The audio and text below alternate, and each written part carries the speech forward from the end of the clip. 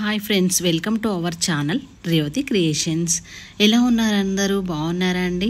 చూసారు కదా, నేనైతే ఈరోజైతే నేతి బొబ్బట్లు తయారు చేయడానికైతే మీ ముందుకు వచ్చేసాను అనమాట. ముందుగా మనం హాఫ్ అన్ అవర్కు ముందే మైదా పిండిని అయితే నానబెట్టి పెట్టేసుకోవాలి. నేను వీడియోలో చూపిస్తున్న విధంగా పప్పునైతే ఉడికించుకోవాలి. మెత్తగా ఉడికించుకుంటే బొబ్బట్లు అయితే సరిగా రావన్నమాట.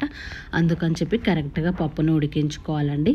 పప్పుని ఉడికించుకుని దాంట్లో ఉన్న వాటర్ని అంతా జల్లించుకోవాలి. ఇలా జల్లించుకున్న తర్వాత మనం బెల్లాన్ని అయితే దానిపై నుంచి వేసుకోవాలి. శనగపప్పు వేడిగా ఉన్నప్పుడు వేసుకుంటే బెల్లం అనేది బాగా కరెక్ట్గా కరిగిపోతుంది, మనకు పూర్ణం అనేది బాగా వస్తుందన్నమాట. అందుకని చెప్పి చూసారు కదా, నేనైతే ఇలా కట్టుచారు అయితే తీసుకున్నాను. దాంతో కూడా చారు చేసుకోవచ్చు అండి, చాలా బాగుంటుంది. మీరు మరొక వీడియోలో కూడా మీకు షేర్ చేయడం జరుగుతుంది. తప్పకుండా మన ఛానల్ని అయితే సబ్స్క్రైబ్ చేసుకోండి, లైక్ చేయండి, షేర్ చేయండి. ఇలా పప్పు బెల్లాన్ని అయితే మెత్తగా గ్రైండ్ చేసేసుకోవాలి. పోకుండా కూడా వస్తాయి. మనం పప్పు అనేది మెయిన్గా పప్పే బాగా ఉడికించుకోవాలండి, చాలా బాగుంటుంది. చూసారు కదా, ఇలా అయితే మనం గ్రైండ్ చేసుకోవాలి. మొత్తం పూర్ణాన్ని అంతా గ్రైండ్ చేసేసి పెట్టుకున్న తర్వాత మనము బొబ్బట్లు చేసుకోవాలన్నమాట. ఇలా పూర్ణం అయితే తయారైపోయింది. అందులో కొద్దిగా యాలకుల పౌడర్ అయితే వేసుకోవాలి. చూసారు కదా, ఇలా వేసుకున్న తర్వాత మనం మొత్తం అంతా బాగా చేతితో బాగా కలిపేసుకుంటే మనకు యాలకుల పౌడర్ అయినా పప్పు బెల్లం అయినా బాగా కలిగిపోతుంది అన్నమాట. ఇలా కలియబెట్టుకున్న తర్వాత హ్యాండ్తోనైతే బాగా వస్తుందండి, అందుకని చెప్పి హ్యాండ్తో కలిపేసుకుందాం. మరి మీరు కూడా ఎప్పుడైనా బొబ్బట్లు ట్రై చేశారా? మీకు పర్ఫెక్ట్గా బొబ్బట్లు వచ్చా? మీరు ఇదే విధంగా చేస్తారా, ఇంకా వేరేలాగా చేస్తారా? మనకు కామెంట్లో తెలియజేయండి. ఇంకా ఏమన్నా మిస్టేక్స్ ఉంటే మేము కూడా నేర్చుకుంటాము. చూసారు కదా, ఇలా కలిపేసుకోవాలన్నమాట పిండంతాను.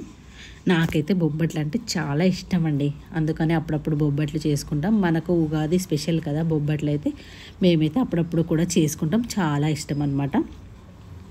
మరి మీరు కూడా ఇష్టమేనా అండి? మీరు కూడా అప్పుడప్పుడు చేసుకుంటారా? పిల్లలు కూడా చాలా ఇష్టంగా తింటారండి, చాలా బాగుంటుంది.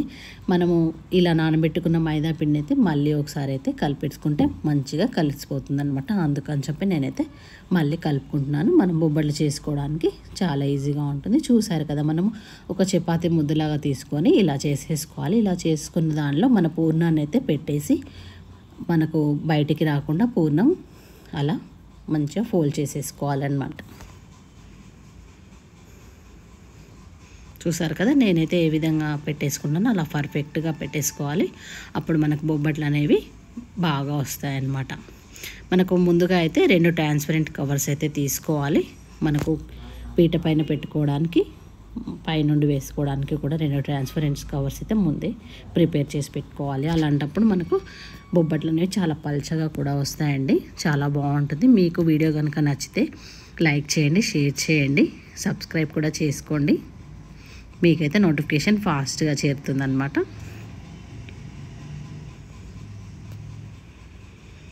చూసారు కదా, ఇలా ట్రాన్స్పరెంట్ కవర్ని అయితే పైనుండి వేసేసుకుంటే మనకైతే బొబ్బట్లు అనేవి చాలా సాఫ్ట్గా పల్చగా వస్తాయన్నమాట.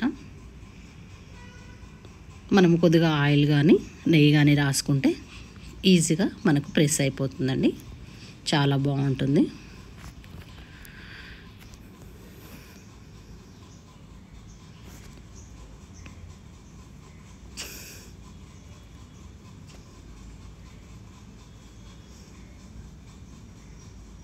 మనం వీడియోలో చూపించిన విధంగా అలా ప్రెస్ చేస్తూ ఉండాలి.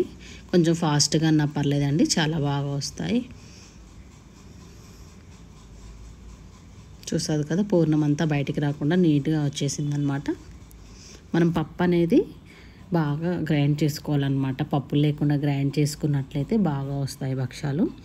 మనం వేడి పెనం పైన ఆయిల్ కానీ నెయ్యి కానీ వేసుకున్నట్లయితే బాగుంటుందండి. బొబ్బట్లు అనేవి చాలా బాగా వస్తాయి. చూసారు కదా, ఇలా ఒక సైడ్ నుంచి దూరగా వేయించుకోవాలి. మళ్ళీ అటువైపు తిప్పుకొని కూడా దూరగా వేయించుకుంటే బొబ్బట్లు తయారైపోతాయి. మరి మన వీడియో మీకు ఎలా అనిపించిందో లైక్ చేయండి, సబ్స్క్రైబ్ చేయండి, కామెంట్ చేయండి. మరిన్ని వీడియోస్ కోసం మన ఛానల్ని తప్పకుండా డైలీ వాచ్ చేస్తూ ఉండండి. చూసారు కదా, ఇలా బొబ్బట్లు బ్రౌన్ కలర్ వచ్చేలాగా